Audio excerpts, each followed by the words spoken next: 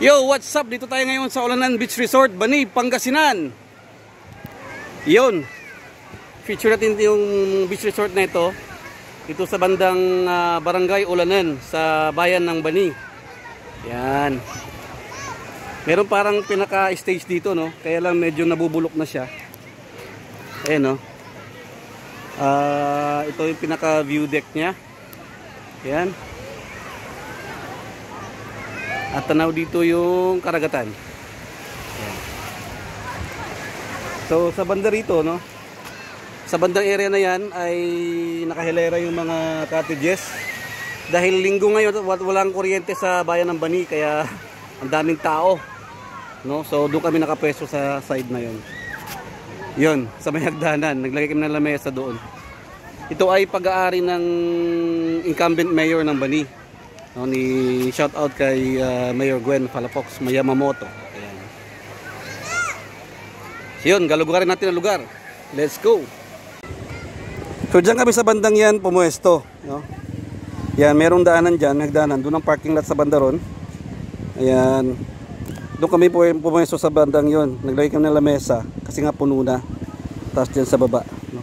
So low tide pa ngayon. So mamaya pa kami maliligo. At medyo katanghali ang tapat pa. So naghahanda kami ng aming magiging lunch. So ikot ko kayo sa lugar. Let's go. So dyan sa badang area na yan ay dyan nag-i-stay yung mga guest, no? Na mga kaibigan ng ating mayora. At yung mga yan empleyado ngayon. Nandiyan sila ngayon sa area. May mga empleyado ngayon na nagbi-beach kasama ang kanilang pamilya. Yun. So ikot tayo sa lugar. Let's G. Doon sa area na yun ang parking. Yan. May tindahan din doon. Yan. At yan, yung isang accommodation na merong complete facilities, no? Air conditioned siya. So baba tayo doon.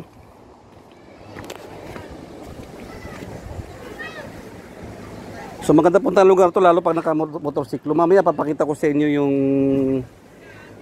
yung daanan, no. Ang ganda ng daan, may konting thrill din, no. Packet siya at sigsag. Yan. Dito kami pumuesto sa lugar na to. Yan, may dala akong fishing rod. Di ko alam kung makapag-fishing ako mamaya. Yun, kalat-kalat yung mga gamit namin. You know. Yan, ito yung pwesto namin. So doon sa baba kami nag-ihaw. Yun, umalis pa yung kasama ko, babili kami ng fresh na pusit. Shout out kayo lahat dyan! Yahoo! Kaway-kaway! Yun, nag-iihaw kami doon sa baba. No. Yun. Diba? Ganda ng lugar, oh. May mga rock formations din dyan, oh. So baba tayo doon sa area na yun. Let's G!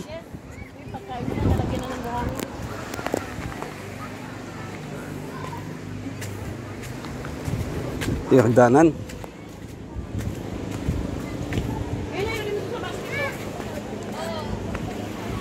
May puno na nyug sa pwesto namin, eh. Mamaya bibili kami ng nyug. 20 pesos lang ang isa. Yun. Ayan, oh. Medyo mabato, no? Pero hindi siya matalas na bato. Ang mga bato nito ay bilog, no? Yung mga bilog na bato. Buhay na bato. Ayan, oh. Tingnan nyo. Maano siya, oh. Oh. Ang linaw ng tubig. Ayan, oh. Diba? Ayun. May mga naliligo na sa bandaron. Doon may mga rock formation sa area na yun. Meron din mga, kasi karamihan dito is umbrella tree, no?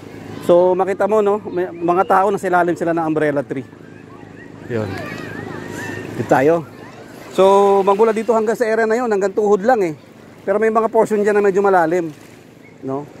At yung banda dyan medyo may damo-damo yung kanyang maapakan mo, damo-damo. Maingat ka lang kasi minsan may mga sea urchin. Yan.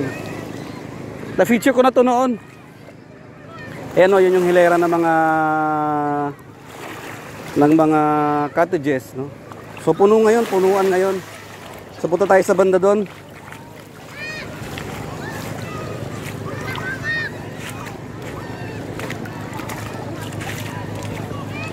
Yan. May mga naliligo mga bata.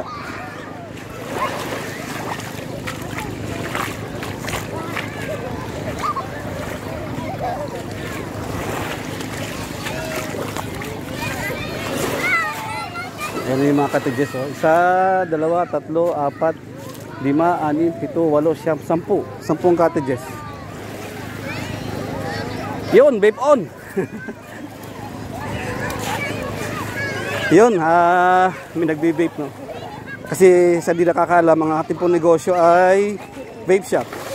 Mayari po tayo ng vape shop.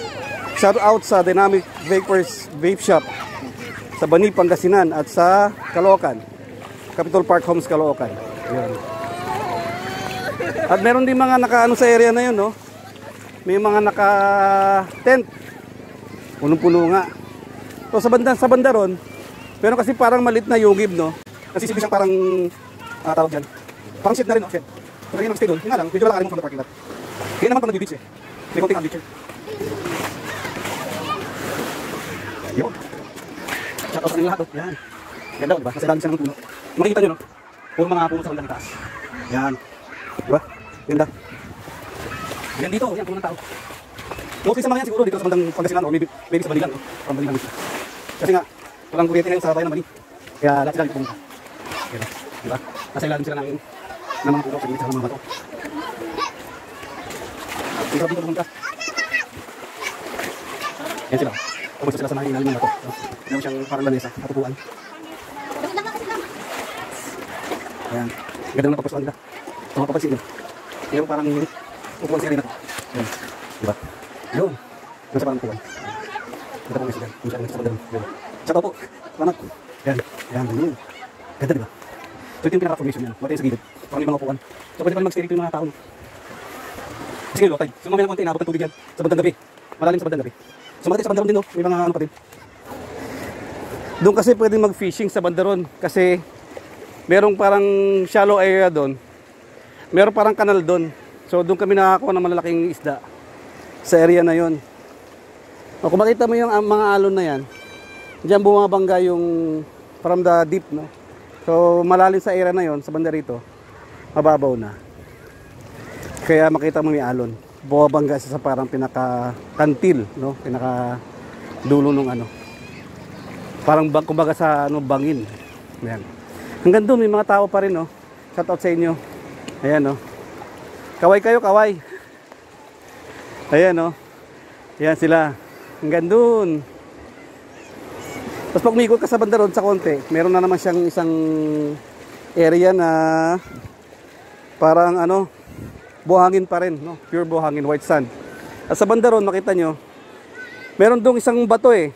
Kung sa malapitan, korteng puso siya pag nasa bangka ka. Korteng puso siya, heart shape. Kaya tinawag na pusong bato. Yan. No? Ang ganda ng area, oh. Kita nyo. So pabuntang Bulinaw na yung area na yan. Ang ganda ng ano, ganda ng kabundukan. Hindi pa siya masyadong ano, congested, no? Hindi pa na-saturate ng mga natirahan ng mga tao. So may mga caretaker lang siguro yung mga yan sa ngayon. Sa bandaron, mga beach resorts pa rin yan sa bandaron hanggang doon sa dulo. White sand yan. Hanggang doon.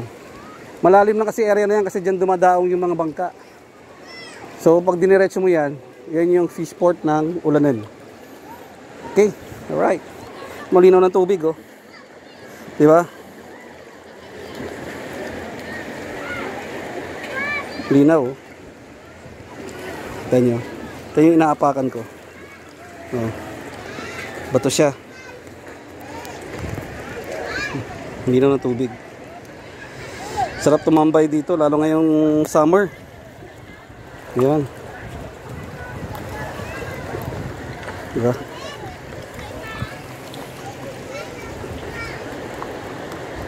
Linaw ng tubig.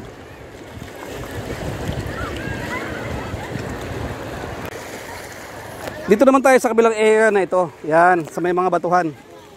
So, dahil kanina pinakita ko sa iyo doon sa dulo, dito naman sa kabilang side.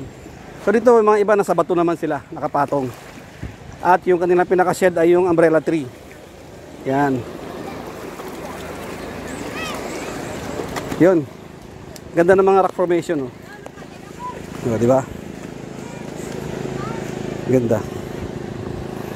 Mamaya pag high tide, hanggang dito yung tubig. Pero sa gabi nangyayari yun.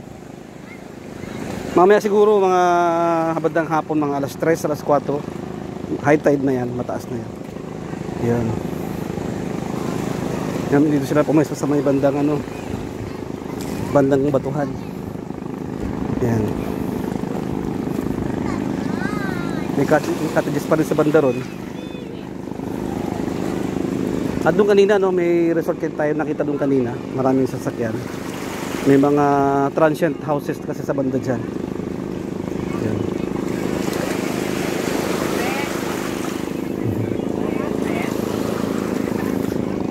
Kaway kayo, kaway. Hi vlog. Aldin TV po, Aldin TV. Aldin TV. Parang hindi Alden Richards, ha? Ay. Aldin TV. Yun. Taga saan po kayo? San barangay? Poblasyon kayo, anong piledo?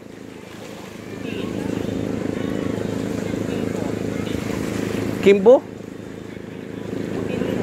Ah, Butin, mga Butin kayo. Kapatid nyo si ano? Si... Paano nito? Kasamahan ko sa simbahan. Si... Ano din? Tanong, si Tanong. Kapatid nyo? Kapatid mo?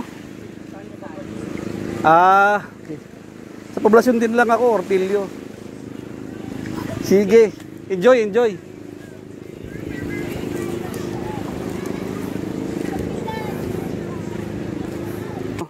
Hi, shout out po sa inyo. Yan. Si Christopher Kamba ka, di ba? Oo. Christopher Kamba. Yan, from Bani. Alright. Sige lang po, ma'am. Yung kanyang motor ay RS1. Ha? RXT Ah, RXT. 135. 135. Yun. Kinangkakarera niyan. Mabilis mong patakbo to. Sento. Yun. Hindi kagaya ng iba dyan. Sinto ang tunog. 20 ang takbo. Sarap. Oh, beboy. Pansit. Arosip. Merong itlog maalat na may kamatis.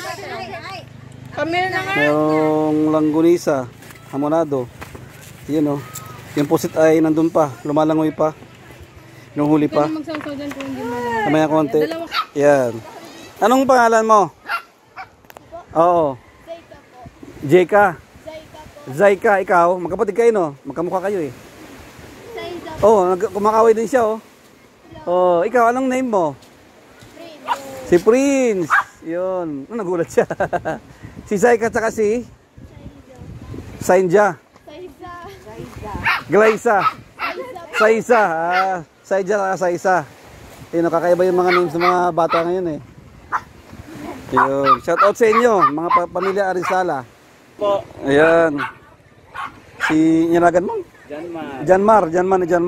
Siya po ay isang tattoo artist. No? Magaling yan mag-tattoo. Tattoo artist yan. Mayroon siyang tattoo shop sa Isabela. Opo. No, Isabela. Yan. Meron din siyang dalang tuta. Kaya tawal yung aming